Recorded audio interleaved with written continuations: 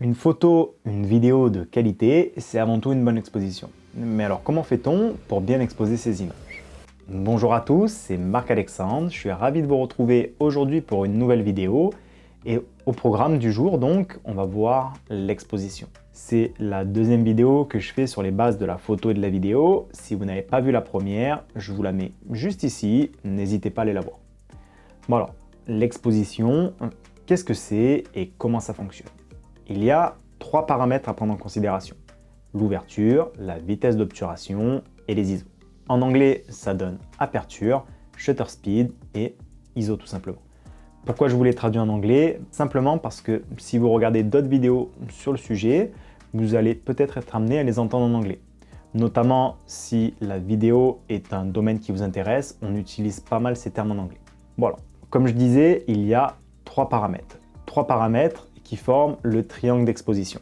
On va commencer par les ISO, car j'en ai déjà un peu parlé dans ma première vidéo. Alors, les ISO, c'est quoi? Pour rappel, c'est un paramètre qui va venir influer sur la sensibilité numérique du capteur. Plus on monte dans les ISO, plus notre capteur va devenir sensible, plus il va capter de la lumière. Mais il y a une contrepartie, car il y en a toujours une, on le verra dans chacun des 3 paramètres. La contrepartie d'une montée en ISO, c'est que ça va créer du bruit numérique. Le bruit numérique, c'est le petit grésillement qu'on voit, notamment quand on filme en basse lumière. Donc, autant que possible, il faut essayer de garder cette valeur d'ISO le plus bas possible. Les ISO sont représentés par une valeur numérique, 100, 200, 500, 1000. C'est souvent inscrit dans un des coins de nos écrans ou dans le viseur. D'ailleurs, la majorité de nos capteurs ont ce qu'on appelle un ISO natif, c'est-à-dire une valeur d'ISO pour laquelle la qualité de nos photos et de vidéos sera la meilleure. Plus on va s'éloigner de cette valeur, plus notre image va se dégrader et on va voir apparaître de plus en plus de bruit numérique. Je vous mets d'ailleurs un exemple à l'écran de 2 photos prises à 2 valeurs d'ISO différentes, l'une à l'ISO natif et l'autre avec une valeur plus haute. On voit très bien la photo se dégrader quand on augmente les ISO. Certains boîtiers ont même ce qu'on appelle un double ISO natif, c'est-à-dire 2 valeurs d'ISO pour laquelle la qualité photo ou vidéo sera la meilleure possible. On a souvent une valeur basse et une valeur plus haute, notamment pour faire de la basse lumière. C'est le cas par exemple de la 7S3 qui dispose d'un double ISO natif. Je vous mets un exemple d'un plan tourné à ISO 10000. Sur ce boîtier, le premier ISO natif est à 640, donc là à 10000, on en est très loin. Et ça se voit à l'image, elle est très dégradée, on voit beaucoup de bruit numérique. Par contre, son deuxième ISO natif est à 12800, donc si je bascule sur cette valeur, là, on voit de suite la qualité qui redevient très clean. Ensuite, on a l'ouverture. L'ouverture, c'est quoi? Pour faire simple, c'est ça. C'est la grosseur d'ouverture de nos optiques. L'ouverture est représentée par la lettre F suivie d'une valeur. 16, 8, 4, 1.8, 1.2 même. Cette valeur d'ouverture est notée sur tous nos objectifs.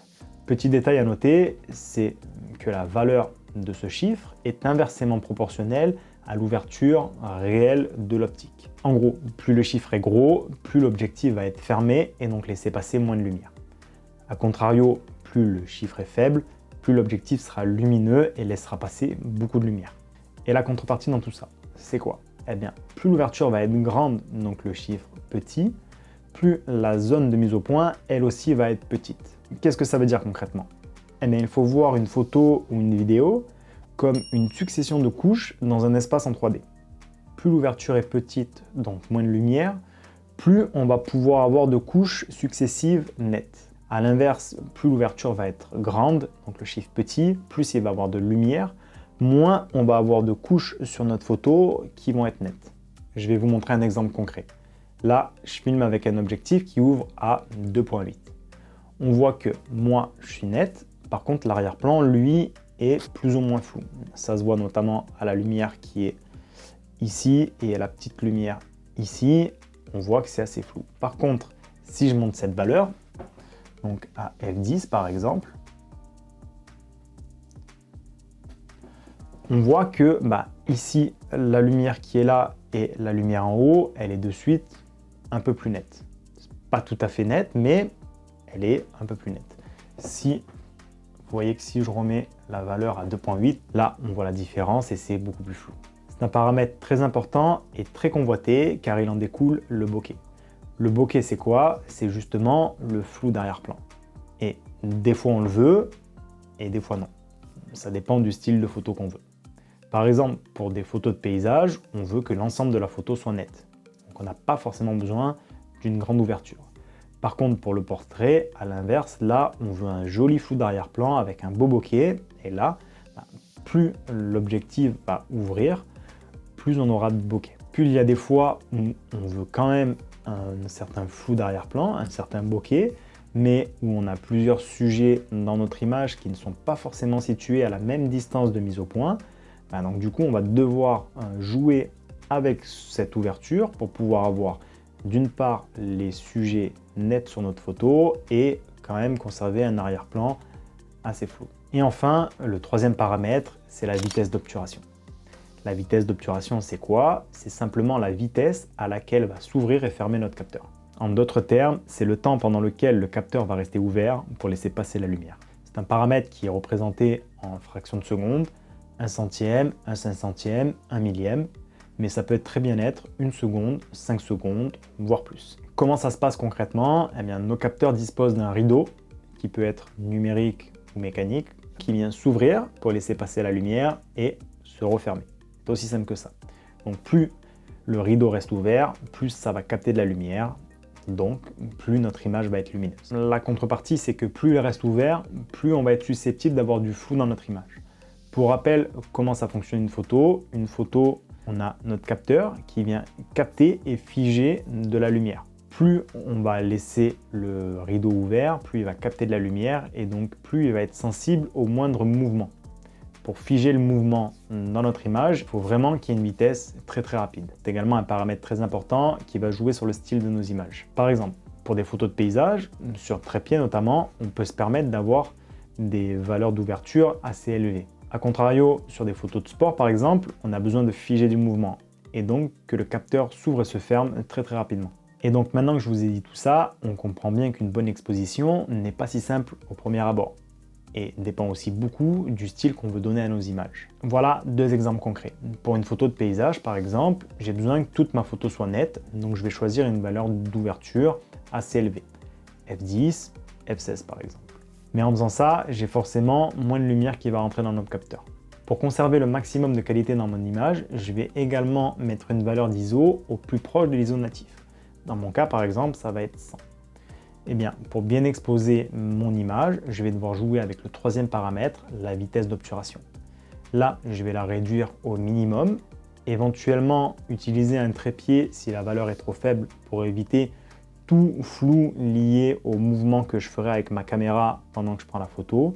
Donc je la pose sur trépied, je réduis au minimum la vitesse d'obturation et là, je vais pouvoir déclencher ma photo et avoir une photo nette sur l'entièreté de mon image. Maintenant, pour des photos de sport par exemple, là ce qu'on veut c'est figer du mouvement.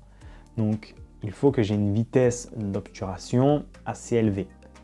1 cinquantième, 1 huitcentième minimum. Si je suis en plein jour, ça pose pas vraiment de problème parce qu'il y a la lumière naturelle qui est assez intense qui va venir bien illuminer notre capteur. Par contre, si je suis en intérieur, là, 1 cinquantième, 1 huitcentième, ça peut vraiment poser problème. Donc pour laisser passer maintenant plus de lumière, je vais devoir jouer sur l'ouverture de mon objectif. 2.8, c'est un minimum. Si on a des objectifs un peu plus lumineux, 1.8, 1.4 ou encore mieux 1.2, là, ça sera l'idéal parce qu'on va pouvoir mettre une valeur d'ISO assez faible tout en conservant une vitesse élevée d'obturation et en ayant une image bien exposée. Dans le cas du sport, par exemple, si on a bien réglé la vitesse d'obturation, qu'on a mis l'ouverture au minimum, dans ce cas-là, on va jouer ensuite sur les ISO en essayant de les garder le plus bas possible, mais en les augmentant suffisamment pour que la photo soit bien exposée. Pour finir, je précise également que sur notre boîtier, on a un petit curseur en bas qui est un peu une jauge d'exposition. Elle va de -2 à +2. 0 étant une image parfaitement bien exposée, +2 étant surexposé, -2 étant sous-exposé. Si vous voyez le chiffre qui clignote, ça veut dire qu'on est bien en dessous du -2 ou bien au-dessus du +2. Donc il faut essayer autant que possible de rapprocher cette valeur de 0. Voilà, c'était les bases de l'exposition en photo et en vidéo. Un petit peu plus en photo, c'est les mêmes principes en vidéo, mais il y a quelques petites subtilités supplémentaires. Je vous ferai peut-être une vidéo d'ailleurs dédiée à ce sujet. Bien sûr, si vous prenez des photos avec vos téléphones, vous serez assez limité dans la gestion de ces paramètres. Notamment si vous avez un iPhone, on n'a quasiment pas de contrôle sur ces paramètres. Avec Android, je pense qu'on peut débloquer les modes pro et avoir un peu plus de contrôle sur ces paramètres. Mais là, vous serez plus limité dans le cas du smartphone par la qualité du capteur optique. Si vous avez des boîtiers et que vous shootez principalement avec le mode automatique, je vous invite à basculer sur le mode M, donc manuel, et jouer un petit peu avec ces paramètres, voir un peu le rendu que ça peut donner sur vos images. Une fois que vous aurez maîtrisé à peu près ces 3 paramètres, vous verrez une nette différence dans la qualité de vos images. Voilà, c'est tout pour moi aujourd'hui. Je vous dis à la prochaine vidéo. C'était Marc-Alexandre. Prenez soin de vous. Bye.